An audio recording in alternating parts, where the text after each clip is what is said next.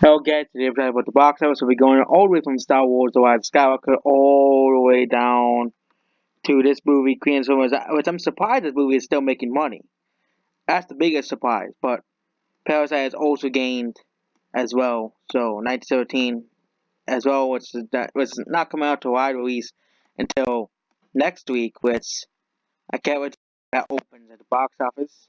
Star Wars: The Rise of Skywalker, Disney Star Wars, actually has surpassed my expectations again on the box office. It was expected to go for only $900 million, considering how poor it was doing internationally, but it was only international numbers that really surpassed my expectations.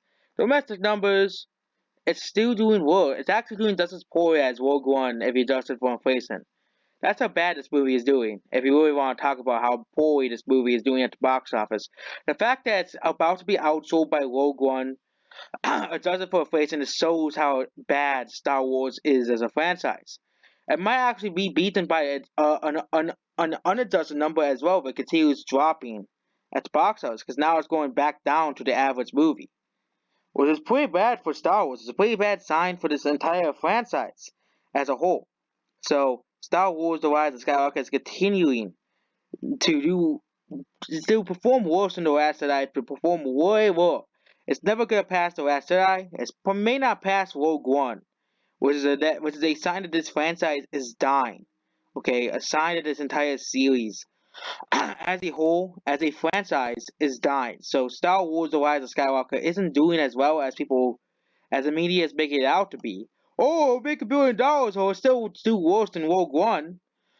You're not gonna count that factor, and the fact that it's doing worse than Captain Marvel at this point. The fact that it's doing worse than a lot of movies that the gross 1.1 billion worldwide. It's doing worse than a lot of movies at this point. It's doing worse than ever. It's the last side is doing worse than the Force Awakens. It's doing worse than all the Star Wars movies. Okay, it's doing worse than Episode One, adjusting for inflation as well. So, Star Wars is a dead, dying franchise. Okay, the media just refuses to admit it. I'll make a whole video detailing the comparisons between those movies. Next is Jumanji: The Next Level. Jumanji: The Next Level has been, unlike The Rise of Skywalker, has actually overperforming compared to its opening. If you see here, the movie is actually overperforming now. It's actually very far above its actual supposed to gross at $184 million. It's gonna pass 140 million. Past one, because at the beginning it wasn't doing too well. But I said how is it gonna move this movie? It's gonna move tickets. It's gonna move people going to see the movie. Because they're gonna want something. Because they want to watch something else that does not have Disney's logo on it. I'm just sorry. People were saying that Disney has monopoly is a good thing. It isn't a good thing. Disney's monopoly is not a good thing. I think Zamunzi's box office success is proof of that. It might not reach the heights of Welcome to the Jungle, but it's still gonna make $700 million plus at the box office. Still gonna make 700 million to 800 million. Was the proof that this movie is even gonna come close to Star Wars? It's just absolutely hilarious that this movie is gonna even come close to Star Wars. Okay, that Star Wars is that damage of a band that Jumanji is doing better wigs wise than Star Wars. Okay, the biggest movie franchise on earth. Next movie is Little Women. Surprise! I was actually shocked that this movie actually didn't line in the projections. That this movie has broken even. This movie is no longer a box office failure, which is surprising.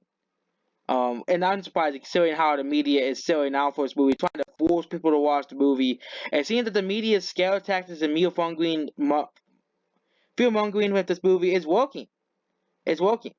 Okay, the movies, the fear mongering of this movie, saying you have to see this movie or else you're a sexist video, blah blah blah. Same thing you use of hustlers. Okay, the same thing they try to use with. And the thing is, it only works with these smaller movies, okay? It doesn't work with Tony, it doesn't work with the Charlie's Angels, okay? But it did work with this movie and Hustlers, which is surprising, okay? If you don't see Hustlers, you don't understand women empowerment, blah, blah, blah. When it got all those woke people to go out, because they're after, colleges and stuff, so they can go watch movies like Little Women, and go watch movies like, Bombshell, okay? But they didn't have time to watch movies like they had time to watch movies like Hustlers. They said it was a masterpiece. Okay, they sold out for that movie as well. Hustlers. They sold out for Booksmart, which didn't do too well at the box office. Okay, you know Next is The Grudge, which is a horror movie. Okay, it's it's doing typical for a you know January release, not doing too well at the box office. It doesn't. I don't know if the budget for this movie at all, so it's probably a low budget horror movie that they released and began the month to put out. But this movie is doing okay at the box office. It's doing average for a horror movie, so that comes out in the beginning of the month. So The Grudge is doing okay because despite, especially compared to looking at its competition, it's doing pretty well. Frozen 2, for some reason, is still making money. For some reason, this movie has actually surpassed the first Frozen. This movie might actually rank past $4.4 billion, which is surprising because I was projecting this movie to slow down. The holidays were failed to this movie, and that's what we're really seeing of this movie. It's the holidays were being really failed to this movie, and this movie will probably has now become Disney's highest. Now it's not actually Disney's highest grossing movie. It still has to beat The Lion King's $1.6 billion, which is definitely not gonna beat The Lion King's $1.6 billion. But that means Disney. That means Frozen 2 has beaten Frozen 1. Of course, if it does Frozen 1 for inflation, Frozen 1 made more money. Of course, we can't forget inflation because Frozen 1 did make more money than Frozen 2 if it does it for inflation. Because it's like a 6-year difference between Frozen 2 and Frozen 1, which is one thing that people tend to forget. But next is and tickets cost more now than they cost in 2014. Next is Spies in Disguise. No one is watching this movie as I expected it to be. Completely not doing well. It is they released during the holidays, which is the reason why it's like this. And with a Little Woman, this movie is not really doing too well at the box office. It had a very similar drop to Little Women as well. Spies in Disguise is a new movie, so that's why this movie had a small drop like Little Women. Because people are looking for new movies that doesn't have Disney's logo on it, that doesn't have Star Wars in the title. Okay, these movies are gonna still make money for the next few weeks, but once 1917 comes out on Ride, it's gonna destroy Star Wars as well. So next is Knives Out, which surprisingly this movie is still making money. That's the only surprising thing. That this movie is still making money. This movie has had basically it's had one of the best holdovers from Thanksgiving. This movie has one of the best of the year. 4.87 times its box office opening. This movie is one a vast success for Lionsgate. This just proves that Ryan Johnson should just stay away from Star Wars and make his own things. So I think his own things could be much more beloved by people than actual ruining Star Wars, making Star Wars worse. So hopefully it sends a message to Ryan Johnson or Lionsgate that hey, Ryan Johnson, come with us, Lionsgate, make more Knives Out with us. Okay, make more sequels to this. So I won't be surprised if Ryan Johnson does make a sequel to Knives Out. He probably won't. He'll probably make something new. But Ryan Johnson, people know him for ruining Star Wars, and that's gonna be his taint on his record forever. And next is Uncut Gems, which is actually doing better than Bombshell. This movie has Adam Sandler, and it's doing better than Bombshell. This movie has made $7 million and made $37 million, at the box office total. It's another one of those, Oscar bait movies. It's a masterpiece. It's released at the end of the year to try to get those Oscars and Golden Globes. But it's doing pretty well, $47 million. Not something to laugh at. It's doing pretty well. Unlike the next movie on the list, which was definitely made to appease, the feminists at the, SCWs and stuff at the box office, or at the, similar to Little Women, basically made for the modern era, is Bombshell. Okay, one of Lionsgate's newest failures is Bombshell. This movie's not gonna make money. No one wants to go see it. And the feed is, it's not making money. No one's going to go watch it. No one. This movie is not doing well at the box office.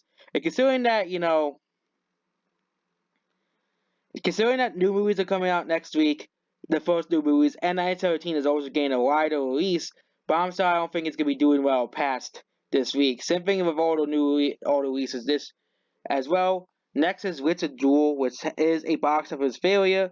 Richard Jewell is a box office failure. No one went to go see this movie, which it's not surprising considering that people say that Clint Eastwood's movies have gotten worse over the last few years, like The Mule and 1915 to 17 to Paris. I didn't hate those movies, but a lot of people did not like those movies. And I think that's the reason to Richard Jewell's failure right there. Okay, you know, Clint Eastwood is kind of in, his movies have now, it kind of, and also it doesn't help that the media is very powerful. They just tried to destroy this movie. They tried to pop up how great Little Women is. You know, it kind of really saved the media kind of really saved the holiday box office because this movie would have done better if it wasn't for the media. But again, there wasn't really much advertising for this movie either, which kind of doomed this movie as a whole. Okay, kind of doomed this movie as a whole. Okay, you know. Next is Volvi Vorali, which is still in the fetus. It's still in fetus. Volvi Vorali is still in fetus.